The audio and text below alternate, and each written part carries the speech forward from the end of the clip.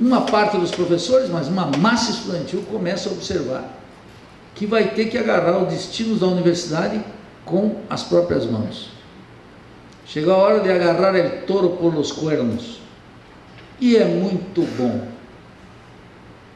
Do outro lado, tem uma crise econômica que é muito particular, está muito longe de ser uma crise econômica, que ainda está sendo interpretado pelo liberalismo de direita e pelo liberalismo de esquerda como se fosse uma crise cuja interpretação dominante ainda é um keynesianismo difuso, que acha que nós estamos numa pequena crise cíclica que pode, no curto espaço de tempo, desvalorizar os salários, queimar a riqueza, desvalorizar o capital e, ao mesmo tempo, montar as bases para uma retomada do crescimento econômico, logo do emprego e logo da distribuição de pequenas prebendas para o povo, como nós tivemos nesse último período. Não pode mais. Eu vou dar alguns dados por que não pode.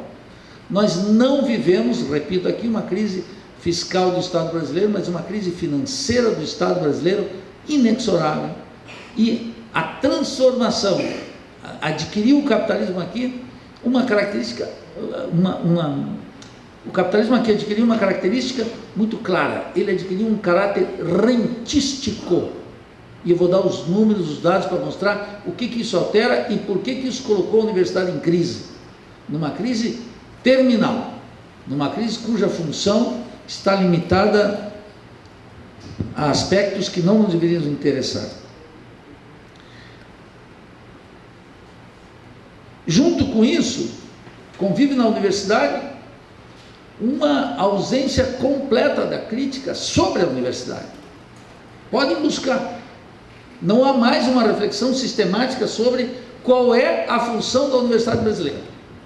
Quase isso que a Angélica mostrou aqui, qual é a função da educação dentro do projeto político que está em curso.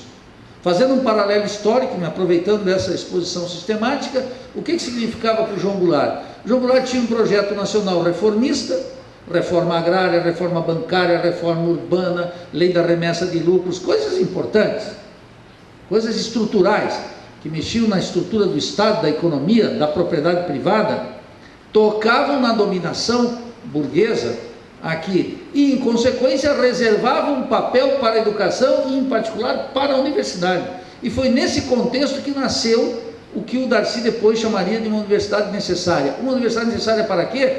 Ora, uma universidade necessária para superar o subdesenvolvimento e a dependência. É para isso que serve uma universidade.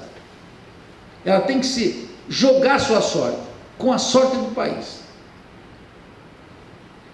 Esse é o ponto essencial, por isso que ela é atual. Quando todas as ilusões caem, as ilusões sobre essa universidade que está aí caem também. E esse é um momento privilegiado, então, para a gente pensar o país e, em consequência, pensar a universidade. Já quero fazer a advertência, é claro que não é possível mudar essa universidade com uma força interna na universidade.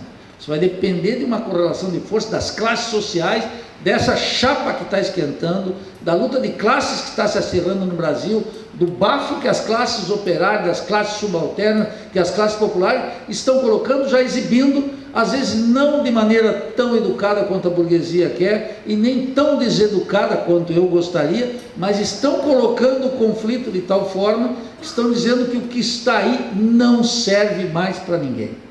Esse não é o momento. Tem um discurso aí da dominante que fica afirmando que cuidado com esse discurso, cuidado com essa coisa. Isso é maravilhoso que esteja acontecendo. Isso está se dissipando, estão derretendo todas as ilusões, não só pequenas burguesas, as ilusões criadas nesses últimos 13 anos, 14 anos. Estão caindo por terra, é um despertar político que, no seu processo de recomposição, não pode recriar essas ilusões. O tema da universidade, então, e pensar o Brasil, é entender que o Brasil é parte do sistema capitalista global e a universidade é parte constitutiva daquilo que a gente tem chamado insistentemente de um sistema mundial de produção de conhecimento. A universidade está colocada aí. Nós não estamos aqui hoje como uma organização do Estado brasileiro, do MEC, nós estamos produzindo num contexto de um sistema mundial. Sempre foi assim. Só para recordar, o que era produzido aqui durante o sistema colonial, as mercadorias que se produziam aqui, o que se plantava e o que não se plantava, o que se fazia, não se fazia, tinha íntima relação e era determinado pelo aquilo que se transformava em mercadoria no mercado mundial. O impulso do sistema colonial só era possível porque lá na Europa, nos Estados Unidos, no comércio triangular, dava sentido para aquilo que se produzia aqui. Então nós não produzimos máquinas e equipamentos porque isso era objeto de exclusivo interesse dos ingleses e depois dos Estados Unidos. Então nós nos limitávamos a exportar produtos agrícolas, produtos minerais, etc, etc. Isso moldava a economia colonial, o colonialismo, o capitalismo colonialista, e também moldou esse período da dependência. Nesse sistema mundial de produção de conhecimento, ele tem mecanismos para usar todo o potencial científico e tecnológico dos países da periferia, e nesse sistema científico e tecnológico estão colocadas naturalmente as universidades. É conhecido, mas vale a pena repetir aqui, que os países centrais nesse sistema mundial de produção de conhecimento, cujo centro está dentro dos Estados Unidos, que é o país imperialista mais importante, num consórcio com a Europa, com o Japão e agora, de maneira muito particular, com a China, é um consórcio global.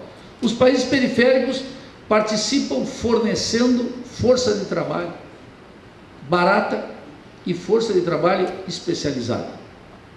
O que é possível ver? É possível ver claramente os países capitalistas, os Estados Unidos, por exemplo, não produzem o número de trabalhadores agrícolas para tocar o estado da Califórnia, e por isso importa os trabalhadores do México e da América Central.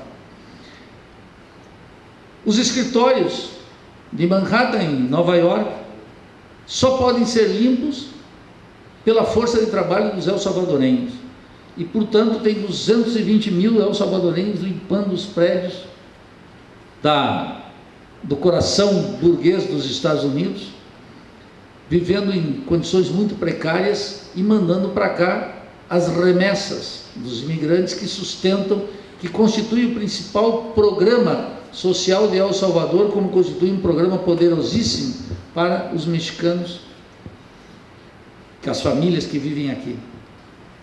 Essa é a parte mais visível desse fluxo de mão de obra, e é a parte mais propagandeada pelo sistema. Então aparece uma figura como Trump, que fica escrachando e estimulando o racismo, e todo mundo fica aqui pensando que eles não nos querem. Eles nos querem parcialmente, eles nos necessitam, mas não nos querem. Esse é o ponto.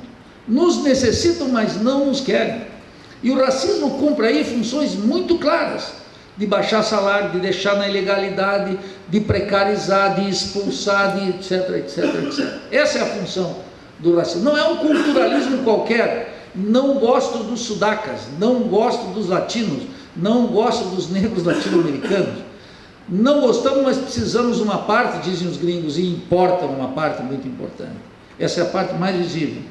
Mas tem uma outra parte dos Estados Unidos, que é a garimpagem dos talentos de toda a periferia capitalista para lá, dentro dos Estados Unidos.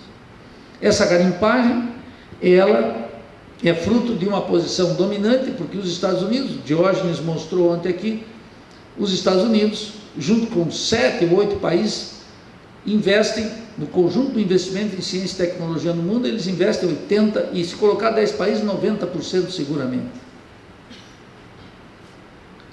Quando fazem esse investimento, demandam força de trabalho qualificada.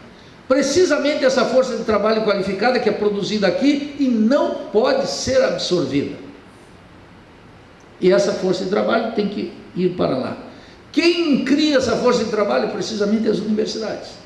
As universidades aqui têm uma função de criar uma força de trabalho qualificada, suficientemente qualificada para ser aproveitada no motor da economia mundial. Lá, é claro, a posição dominante nesse sistema mundial de produção da economia são os estados metropolitanos, e dentro dos estados metropolitanos, os grandes monopólios, que aqui no Brasil foi elaborada com muita destreza pelo livro do René Dreyfus, uma obra póstuma, onde ele vai mostrar claramente como os grandes monopólios mundiais dominam todas as novas áreas de investimento em ciência e tecnologia, sua associação, a associação entre os grandes monopólios e a associação entre os grandes monopólios e os estados metropolitanos.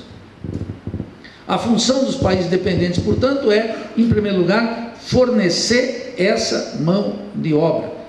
Da mesma forma, isso não é uma coisa qualquer.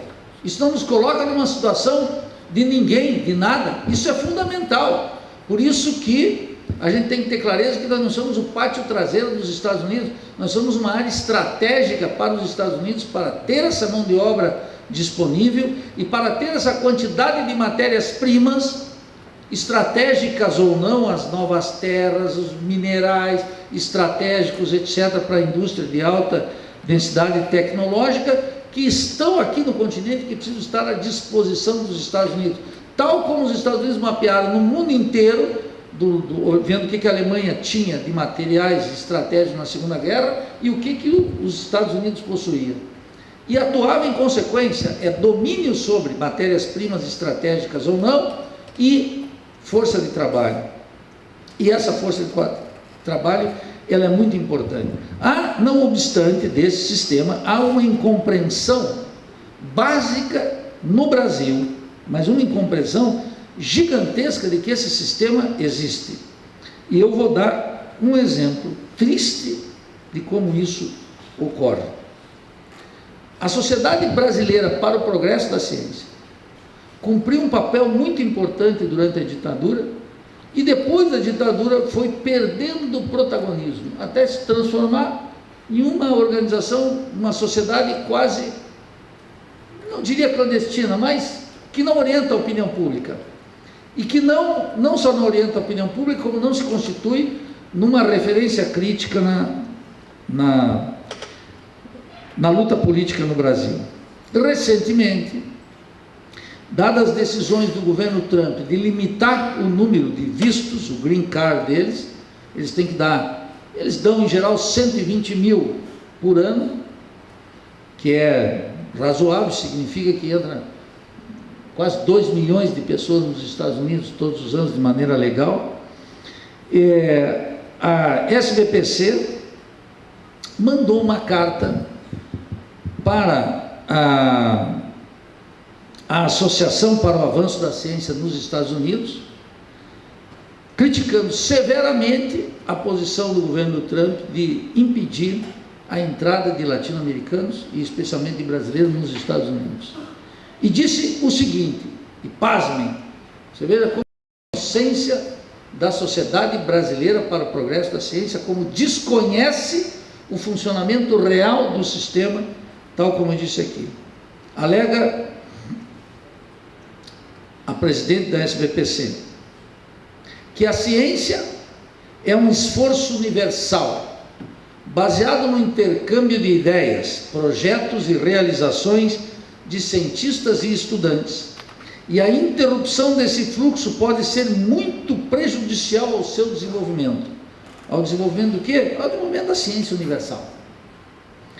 Na mesma toada colonizada, digo eu, a principal entidade dos cientistas brasileiros considera que essas restrições à mobilidade, baseadas em preconceitos racistas ou nacionalistas, são inconcebíveis e inaceitáveis. Na vã tentativa de justificar em termos nacionais sua manifestação política, a presidente da SBPC escreve: infelizmente, essas medidas, quais?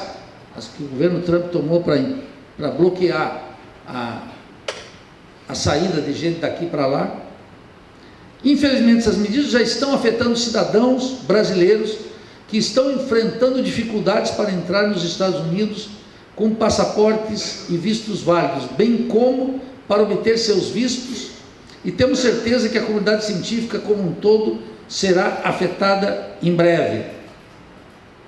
Ela recorda também que um projeto, como o projeto Manhattan, o projeto da bomba atômica, não poderia ter sido feito sem o concurso de um conjunto de cientistas do mundo inteiro. Então veja, a principal sociedade científica brasileira alertando ao presidente Trump e a sua co-irmã lá nos Estados Unidos, que essa interrupção dos vistos seria muito ruim para a ciência universal. Eu fui ver qual é o resultado dessa ciência universal. Como é que vai desconhecer que esse sistema existe, sugando força de trabalho qualificada? E encontrei um documento da Duke University, que é uma das universidades também importantes nos Estados Unidos, e ela fez um estudo sobre o Silicon Valley, que é aquele espaço, aquela área em que tem desenvolvimento de alta tecnologia. Estão grandes empresas, estão grandes universidades, grandes centros de estudo, todos articulados naquele espaço produzindo ciência para os Estados Unidos. E fomos verificar o seguinte: esse estudo afirma que é especialmente importante a presença de engenheiros chineses e indianos nas empresas do Silicon Valley, fundadas entre 1980 e 1990, e nas quais a presença dos estrangeiros encabeçavam 24% dos negócios de tecnologia iniciados entre 1980 e 1998. Portanto, aqui quase 2 décadas. Essa força de trabalho que vem de fora, que vai produzir inovação dentro dos Estados Unidos, que está na universidade, é fundamental para a grandeza dos Estados Unidos. E agrega o mesmo estudo: os cientistas e engenheiros nascidos fora dos Estados Unidos geraram empregos e riqueza para a economia da Califórnia. As estimativas do estudo caracterizam como dramática tendência. Em 1998, a conquista de patentes naquelas empresas era de 7,3%, e em 2006 já alcançou 24,2%, razão pela qual o conjunto das instituições e empresas dos Estados Unidos também reclamam contra o presidente Trump para que não interrompa esse ciclo de trazer força de trabalho dos outros países para dentro dos Estados Unidos. E a sociedade brasileira, para o progresso da ciência, devia estar preocupada para manter aqui os nossos cientistas. Reclama para o presidente dos Estados Unidos, em nome do multiculturalismo, que o mundo tem que ser diverso, que eles deem vistos, o green card, para que mais gente talentosa saia daqui, se dirija para os Estados Unidos para registrar riqueza para a Califórnia e para as patentes dentro dos Estados Unidos. Veja que não é uma instituição a Associação Católica do Bairro da Trindade, é a Sociedade Brasileira para o Progresso da Ciência, que não compreende o sistema global e não compreende a situação de um país dependente e periférico, precisamente porque não refletiu, reflexionou não, isso é espanhol, eu estou na mistura aqui, não fez uma reflexão sistemática sobre o que é a dependência e o subdesenvolvimento, e qual é o papel que nós cumprimos aqui. Esse estudo da Universidade de Duke, ela mostra muito claramente como os Estados Unidos não conseguem produzir, e portanto necessitam puxar essa gente para a grandeza da ciência universal, não, para a grandeza da Califórnia, para a grandeza do MIT, para a grandeza de Harvard, para a grandeza das universidades gringas e, sobretudo, para a grandeza da economia estadunidense. Essa busca não é só motivada pela fuga dos cérebros ou pela capacidade de atração dos Estados Unidos. Vou dar 2 exemplos dramáticos dessa situação na conjuntura atual. O Exército dos Estados Unidos,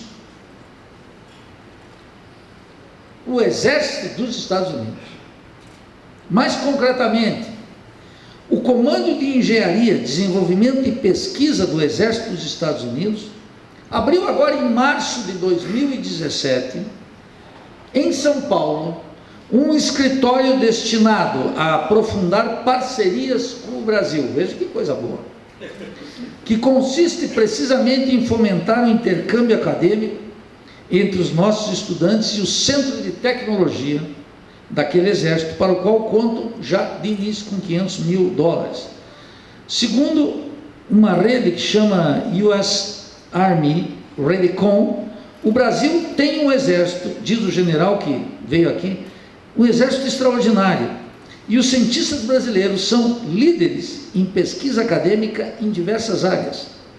Em consequência, diz o general gringo, O compromisso de nossos países de trabalhar em parceria em pesquisa e desenvolvimento de projetos evidencia a força da relação Brasil-Estados Unidos. Agora, março de 2017, um dos projetos, e veja que maravilha, em andamento é a colaboração entre pesquisadores da Universidade de Minas Gerais e cientistas do Laboratório de Pesquisa do Exército para desenvolver veículos blindados com base em nanomateriais. O objetivo do Centro de Tecnologia, naturalmente, não é outro do que aproximar os cientistas e pesquisadores dos países por meio de projetos que beneficiem o Brasil e os Estados Unidos e, em geral, a ciência universal. O Exército dos Estados Unidos. O Exército dos Estados Unidos seleciona gente em São Paulo para desenvolver nanotecnologia. Então tem esse fluxo próprio da capacidade que os Estados Unidos têm pelo investimento que fazem, tem a ofensiva deles aqui e claro que tem a contribuição importantíssimo nacional. Vou dar um exemplo que eu digo que é dramático porque é inocultável, as pessoas tinham que saber, porque sai no jornal, e sai no jornal Valor, que é o jornal que eu leio, o Jornal da Burguesia. Apareceu há 2 semanas uma matéria de página inteira mostrando que o principal projeto de estudos de cura do Alzheimer no Brasil está na Universidade Federal do Rio de Janeiro. Esse projeto é um projeto tocado por um professor que dos 50 doutores que possui, já perdeu 5 deles, dos principais, 3 para os Estados Unidos e 2 para o Canadá, que diante do aperto orçamentário aqui, já migraram para os países centrais. Diz o professor Sérgio Freitas, do Instituto de Biofísica e Bioquímica da UFRJ, Universidade do Brasil, presidida, sob a direção do nosso querido Roberto Ler, que ele já perdeu isso e não tem, e sofre ameaça para que, é muito possível que vá perder mais gente. O projeto está irremediavelmente comprometido nas condições atuais. E um outro laboratório também muito importante estava pesquisando algo profundamente necessário para o nosso povo, que é a conexão entre o vírus Zika e a microcefalia. A reportagem do jornal indica que essa pesquisa já rendeu várias publicações na Science, que é essa revista importantíssima, e já propôs 2 medicamentos importantes para as mulheres grávidas, de um fenômeno que é bastante estendido no Brasil e gravíssimo. Essa equipe, que estava funcionando desde 2009, já criava a partir das células-tronco tecidos que reproduzem as características do cérebro e na pesquisa serviam como microcérebros que permitem entender o funcionamento do órgão. Quer dizer, estão localizados nisso que é a neurociência, e os trabalhos na neurociência que é a ponta da pesquisa científica no mundo. Eu vou falar depois do projeto Made in Macaíba, que é do Miguel Nicoleles. Você veja que, além da fuga, além da poder de atração, além do Exército dos Estados Unidos, o corte que ocorreu de 2013 no Ministério de Ciência e Tecnologia, já durante o governo da presidente Dilma, até agora, baixou o orçamento do Ministério de Ciência e Tecnologia de 7,5 bilhões para 3,5 bilhões, o que significa que os projetos que estão aqui são sustentáveis, tem um imenso talento brasileiro que não pode ser aproveitado aqui e que é arteiramente, minuciosamente, sistematicamente utilizado pelos países centrais. Veja que não são coisas pequenas, né? Aqui ainda funciona essa ideia que nós devemos internacionalizar a universidade brasileira. E o que nós estamos propondo aqui é precisamente que a universidade brasileira precisa passar por um processo de nacionalização acelerada. Contra essas tentativas de internacionalizar, eu fui ver 2 exemplos extraordinários de como nós deveríamos propor o desenvolvimento científico e tecnológico no Brasil. Um, da década de 50, que é precisamente a criação do Instituto Tecnológico da Aeronáutica e o Centro Tecnológico da Aeronáutica, o CTA. Isso foi feito por um sujeito chamado Casimiro Montenegro, que mais do que fazer um Ciência Sem Fronteira e mandar 100 mil estudantes nossos para os países centrais, fez um movimento muito mais simplório e lúcido. Pegou um avião aqui e foi para uma instituição mais ou menos conhecida e desejada e adorada pelos bocós que dirigem a Universidade Brasileira, que é uma universidade chamada MIT. Eu vou dizer como um caboclo, MIT. Esse MIT, que vocês sabem tem uma potência extraordinária. O Casimiro foi para lá. Quem era o Casimiro? Esse brigadeiro, ele foi o cara que criou o Correio no Brasil. Como é que foi criado o Correio no Brasil? Veja que todo projeto científico decente não nasce da cabeça de um gringo, não nasce da cabeça de um francês, nasce das necessidades que uma determinada sociedade tem. Só pode nascer de um impulso interno, de uma necessidade vital aqui. E é porque estavam fazendo o Correio.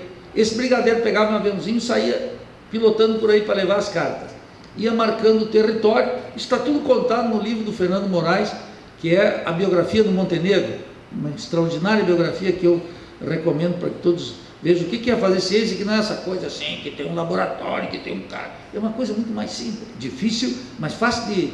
Não tem que ter esse fetichismo da ciência e da tecnologia, que parece que é inalcançável e que só tem um sábio no laboratório, um sujeito que tem muito dinheiro, que é a ignorância mais completa, quando não é acompanhada da safadeza óbvia, o dom de iludir. Bom, Montenegro foi lá e ele começou a ver que para fazer o Correio, ele precisava de avião. Olha que coisa extraordinária. O professor, doutor, pesquisador na Universidade Federais, eles não conseguem chegar a essa conclusão. É difícil. Você veja que ele estava fazendo o Correio, e para fazer o Correio, não tinha estradas, etc. Bom, só pode chegar com um avião. Para fazer, mas avião é caro, então nós temos que fazer o quê? Tem que fazer avião. Tem que fazer avião. E o que vai fazer? Fazer avião? Vai se puxar pelos cabelos, como o Barão Musashi? Não, ele falou, vamos aonde? Vamos para a catedral, vamos lá nos Estados Unidos. Vamos aonde? No MIT. E foi para lá. Chegou lá, apresentou o projeto para um sujeito chamado Richard Herbert Smith. Vamos chamar aqui o Dr. Smith, do Departamento de Engenharia Aeronáutica do MIT, que olhou aquela figura, viu o projeto, e o que pediu o brigadeiro? O brigadeiro pediu, olha, tem aí um outro professor, um estudante que possa nos ajudar na tarefa de produzir aviões lá no Brasil. E o doutor Smith disse, muito interessante, você volta aqui amanhã. 2 dias depois voltou o Montenegro lá, observou, o cara falou assim, olha, o Montenegro todo tímido, escuta, tem alguém para indicar? O que você achou do processo? E o doutor Smith disse, o projeto é extraordinário. O projeto de arquitetônico foi feito pelo Oscar Niemeyer. Então já estava o Oscar Niemeyer lá. Aquela arquitetura é feita pelo Comuna. Não é feito por um liberalzinho de quinta. Era um sujeito que era do Partido Comunista desde sempre, e um nacionalista, a maneira do Partido Comunista, um nacionalista. E ele pegou e disse, o doutor Smith falou assim, tem gente interessada, o projeto é muito bom. Quem é a pessoa? Ele falou, eu mesmo, eu vou para o Brasil. O chefe, vou repetir, o chefe do Departamento de Engenharia Aeronáutica do MIT disse, eu vou. Pegou a mulher, o cachorro, o papagaio, não, porque ele já tinha aqui, então veio para cá, se instalou aqui, e começaram então a fazer o ITA. O ITA não era internacionalização, era o contrário, nacionalização. Não mandava a gente para fora, ia buscar lá, é o que nós temos que fazer, buscar os melhores lá para eles trabalharem aqui. É o contrário desses bocó, é o contrário da lógica da pós-graduação ignorante brasileira, analfabeta, alienada, comodamente instalada na sua alienação, cúmplice da dependência científica e tecnológica, que reproduz de maneira ampliada o subdesenvolvimento e a dependência. E o doutor Smith veio para cá, e aí começou o boicote ao ITA. De quem? Das classes dominantes, que queriam importar tudo dos Estados Unidos, etc. E o que o doutor Smith disse? Chegou um sujeito lá, eu acho que era provavelmente um economista, disse o seguinte, olha, tem um monte de avião aí que os Estados Unidos estão batendo o preço, eles podem mandar as peças para cá. E sabe o que disse o gringo? O doutor Smith falou assim, literalmente, recusou a proposta, digo, não quero nada dos Estados Unidos, e o Brasil seguirá a melhor política não adquirindo aviões lá fora, mesmo que estes lhe sejam oferecidos de graça. Nós vamos fazer tudo aqui. Como o nome dele não era Silva, o nome dele não era Santos, era Mr. Smith, o pessoal levou a sério e ele começa a fazer daqui. Isso quebra esse fetichismo que tem que comprar tecnologia de fora.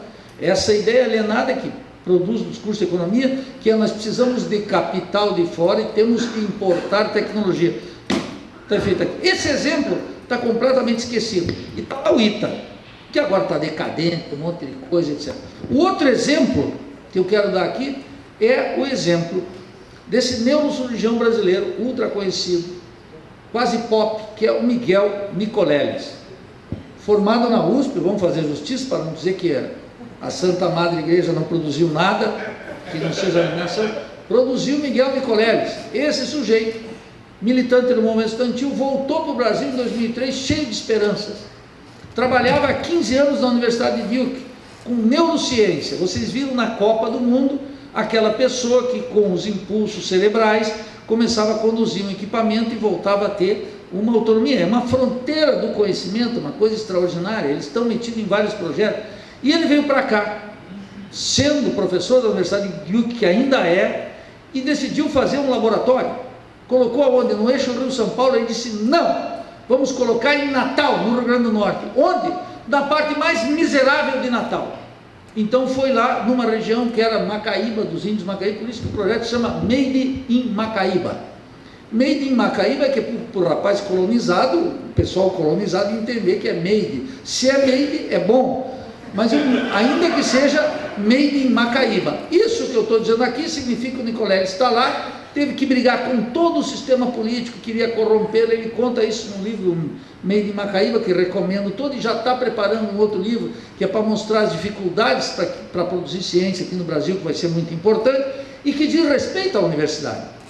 Então, ele foi lá e instalou esse, com apoio de fundações, com apoio do Banco Safra, com um conjunto de apoio, mas ele pegou uma coisa que eu quero dizer para vocês, é o seguinte: a primeira importação de equipamento, sabe o que ele fez? Ele pegou $150 mil do laboratório dele da Universidade de Duke, que autorizou ele a começar o projeto lá no meio das crianças, fazendo uma parte, que é o que ele chama de um projeto inclusivo. Ele tem escola para 1.400 estudantes, ou 1.200 estudantes, que dá ensino científico. Por quê? Dá ensino científico porque a gente sabe que a educação brasileira é uma calamidade, como disse o Darcy Ribeiro, já vou chegar lá, como disse o Darcy Ribeiro, mostrando que precisamente a escola não prepara o Brasil para os nossos estudantes nas áreas duras, química, física, matemática e biologia. Por isso que na universidade chegam estudantes aqui, os professores universitários acham que estão no céu, acham que os alunos que chegam aqui chegaram de alguma viagem interplanetária, não vieram da escola, dessa escola de base, etc., e atuam aqui selecionando apenas os melhores, cujo corolário mais importante é o sistema de pós-graduação, que pega os melhores entre os melhores, e para os demais, danem-se, contente-se com o que tiverem. Como a grande maioria vem para cá para fazer uma graduação de maneira decente, pegam o rebotalho da feira. Bom, o Nicoleles faz isso com os guris lá, e já está há 15 anos, pelo seguinte, porque o censo acaba de defender uma dissertação de mestrado, uma menina chamada, estou supondo que é uma menina, Raquel Pereira Rabelo, e ela pegou os dados do IPEA, do censo de 2009 a 2013, e mostra a magnitude da tragédia da educação brasileira, que a despeito de tudo isso ainda consegue produzir talento, que é o trabalho em ciência e tecnologia. Somente 20% dos profissionais que dão aula de física no país possuem formação em física. Chupa essa manga. Vou repetir: 20%, só 20% dos professores de física possuem curso de física concluído. Não bastasse esse indicador trágico, em 2013, de acordo com o censo escolar, 33% das turmas de ensino médio sequer tiveram docentes de biologia, cifra que marcou 35% para o ensino de química, 36% para a física e 25% de matemática. Sacou por que os alunos chegam aqui? Lá no meu curso está tendo um debate sobre reforma curricular e estão querendo corrigir o problema dos alunos de básico, entulhando de matemática ali os primeiros semestres. É um desastre. É um desastre lá embaixo, é um desastre aqui. Mas é a tentativa da universidade de dizer: eu nada tenho que ver com a educação brasileira. Nós somos um filão da educação brasileira. Você veja que essa situação é realmente terrível, mostra uma dificuldade gigantesca entre nós. E qual tem sido o resultado objetivo, o resultado para ver, bom, nós estamos realmente aqui, o Brasil, a despeito de tudo, esse otimismo da universidade. Eu quero dar 2 dados para vocês da nossa trágica situação, a situação do desenvolvimento capitalista e a situação da universidade em particular. Se vocês pegarem de 1994, quando começa o Plano Real, quando começa o sistema petucano, porque começa com os tucanos, depois é herdado pelos petistas e agora vai voltar para os tucanos, ou para alguma coisa próximo do tucano, ou alguma coisa próxima do petismo, um petucanismo deteriorado, alguma coisa, mas vem na mesma direção. De 94 a 2017, o Brasil passou a ser um país que paga cada vez mais royalties, a tal ponto que o ano passado, o Brasil pagou, segundo os dados do balanço de pagamento, 6 bilhões de royalties e licenças. E fez uma coisa mais trágica ainda, quase 20 bilhões, precisamente 19 bilhões e 600 milhões, comprando máquinas e equipamentos, basicamente da China e dos Estados Unidos. De tal maneira que esse núcleo da indústria brasileira, que é a coisa mais importante no desenvolvimento capitalista, que é a produção de máquinas e equipamentos, esse núcleo está violentamente estrangeirizado. E não tem, portanto, capacidade de vincular aqui a universidade com a empresa, porque a empresa mesmo não existe. O grosso das empresas do Brasil são empresas transnacionalizadas. Agora se explica algo fundamental. Por que razão apareceu entre nós esse academicismo estéril, bocó, e que tem que ser penalizado? Das publicações, da citação, da produção de mestres e doutores em quantidade, em milhares. O Jorge deu dado ontem, 80 mil ano passado, não é, Jorge? 80 mil mestres e doutores que não podem ser aproveitados aqui, porque corta-se orçamento, porque não tem projetos, e sobretudo, não só por causa do tema, porque essa economia vem se transnacionalizando desde 94 até 2017, por obra de Fernando Henrique, de Luiz Inácio Lula da Silva, de Dilma Rousseff e de Michel Temer. E nesse aspecto, são todos iguaizinhos, feitos da mesma plumagem. Não mudou, a economia vem se alterando desde sempre. Eu sei que no negócio da caridade cristã é outra coisa, é diferente. O balanço de pagamento mostra, portanto, essa tendência. E aí nós vamos vendo o seguinte: qual é, no regime capitalista, a propriedade sobre esse conhecimento adquire a forma de patentes. E temos que observar as patentes. Eu me beneficiei aqui dos dados elaborados pelo Diógenes na sua tese, na sua dissertação, que pegou o período de 1995, precisamente o período do Plano Real, até 2012, e foi ver a produção em escala mundial. Por exemplo, na área de biotecnologia, foram outorgadas 8.464 patentes, das quais 57% ficaram por conta dos Estados Unidos. O Japão ficou em segundo lugar, mas obviamente muito distante da potência imperialista, marcou 754. A Alemanha, 465. E a França, 258. E o Brasil, com a universidade internacionalizada, com essa universidade cheia de pós-graduação, com todos esses projetos, registrou quantas patentes? 10. E foi acompanhado, rivalizado pelo México, que nessa área não tão importante, que é a área de biotecnologia, 7. Na área de semicondutores, é uma área que também não é estratégica no desenvolvimento capitalista, não tem nenhuma importância. Para o mesmo período, a Organização Mundial de Propriedade Intelectual otorgou 15.272 patentes, 37% para os Estados Unidos, o Japão ficou com 27%, a Coreia com 11%, Taiwan com 1.398 patentes. E o Brasil, nessa área que não é importante, 3 patentes. E o México, 2 patentes. No conjunto das 27.880 patentes otorgadas nesse período, os Estados Unidos ficaram com 61%, o Japão com 13%, a Alemanha com 7%, e o Brasil, não vou dar nem dar o percentual, foram 12 patentes. A mesma marca quase que o México, foram 11 patentes. Isso aqui diz respeito à universidade brasileira, que não produz patentes. As fundações, algumas, a Petrobras, outras. Você veja que o resultado concreto do trabalho universitário não aparece. E mostra a marginalidade da universidade. E queria mencionar aqui, então, 2 aspectos. Como é que esses dados terríveis, eles são ocultados? Porque entre nós tem uma crítica dominante na universidade que é feita basicamente pela professora Marilena Chauí. A Marilena Chauí descobriu que tem uma universidade operacional.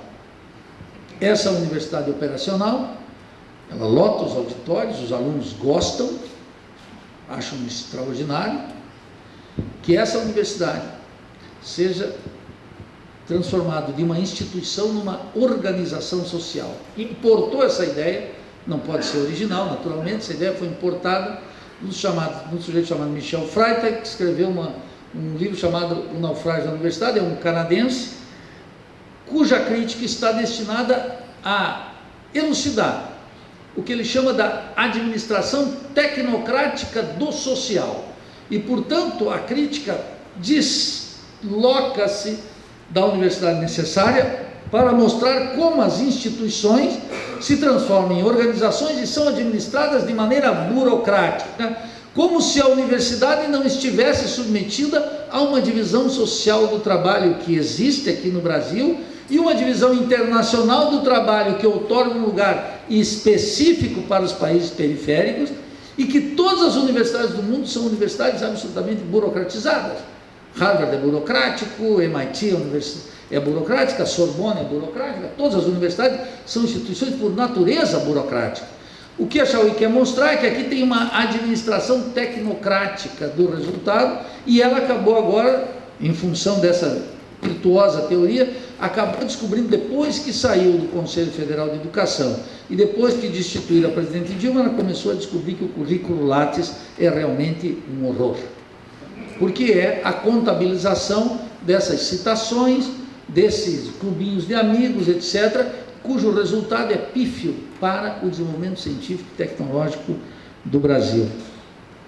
Essa universidade, a crítica a essa universidade como uma universidade operacional, quer ocultar o fundamental. Uma universidade está necessariamente submetida a uma divisão social do trabalho, que é necessariamente burocrática e que está determinada por uma divisão internacional do trabalho, que nossos países estão caracterizados pela dependência. O que caracteriza essa universidade não é que ela é burocrática e que ela tem que ser aquele professor produtivo, que a Chauí espeta dizendo que esse professor produtivo é indesejável.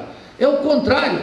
Um país periférico e subdesenvolvido precisa de um professor ultraprodutivo. O problema que ela oculta com essa crítica ao caráter burocrático do saber é que esse professor, nas condições de dependência e subdesenvolvimento, não pode ser produtivo no sentido que vai atuar na fronteira do conhecimento, da ciência e da tecnologia, e não pode voltar seu trabalho para a superação da dependência que determina sua miséria. Esse é o ponto essencial. Contra essa crítica apareceu uma outra crítica, feita por quem? Também por um uspiano, também um petista, o filósofo Renato Giannini Ribeiro, que num livro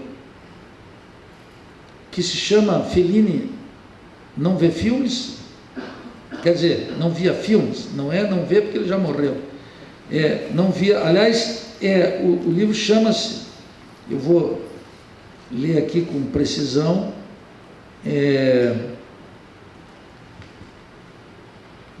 Deixa eu ver se eu acho aqui.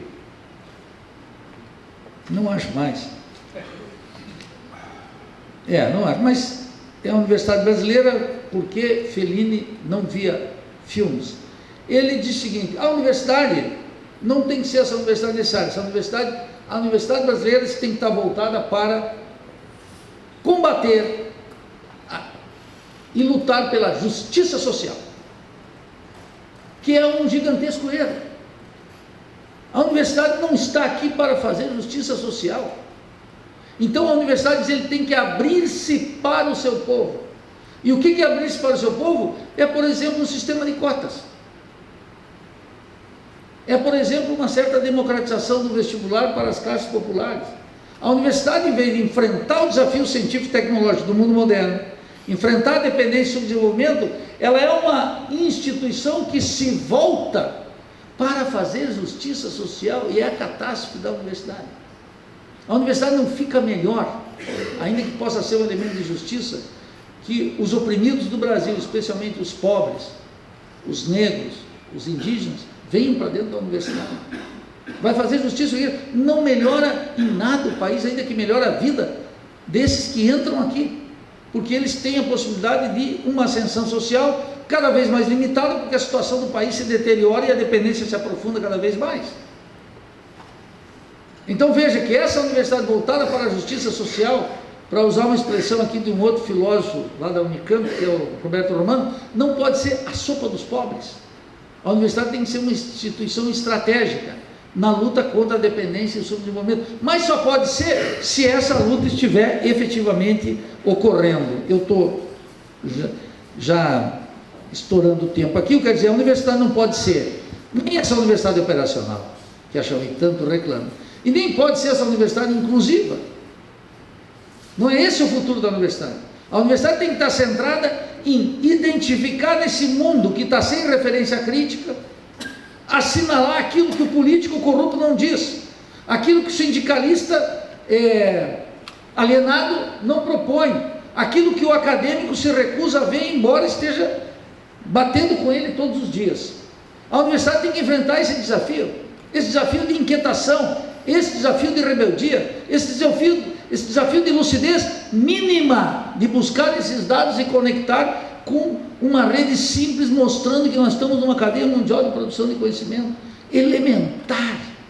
Chega a ser doloroso mostrar isso como um tema que parece oculto diante da dependência total. Hoje nós estávamos gravando o pensamento crítico, que o cidadão comum pegue um celular e esteja transmitindo e recebendo dados e pensa que está surfando na onda da tecnologia.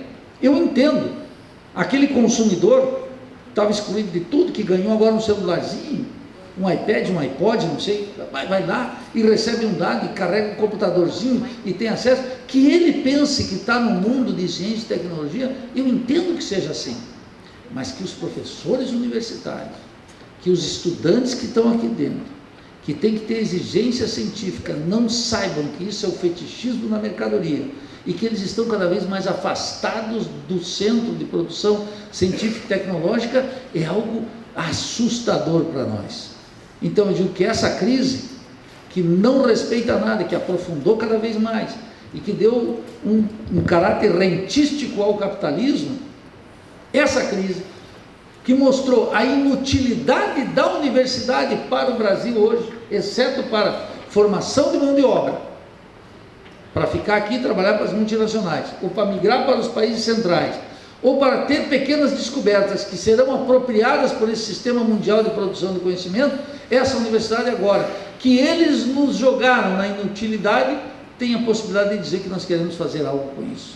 Esse é um desafio que não ocorre em todas as épocas. Era impossível no processo de democratização, era impossível no ascenso do Plano Real, mas é possível agora. Então esse momento é um momento de lucidez, é um momento de rebeldia e é um momento de tirar esses fantasmas que colocam para nós aqui que o problema é a universidade operacional, que o problema é a universidade inclusiva. Tudo isso é ideologia, no sentido de falsa consciência mesmo, no sentido de ocultar aquilo que é essencial. E agora se impõe um resgate, portanto, da universidade necessária, daquela que só pode se realizar se a Revolução Brasileira se realizar. Fora da Revolução Brasileira não haverá possibilidade da universidade necessária. Então agora, não, para resgatar a universidade necessária, nós vamos ter que discutir de frente esse debate que foi adiado, ora em nome da caridade cristã, ora em nome do binômio petista-tucano, ora em nome da modernização contra o atraso, da democracia contra o autoritarismo. Agora nós vamos ter que abrir as portas do futuro para o Brasil e discutir a Revolução Brasileira. Muito obrigado.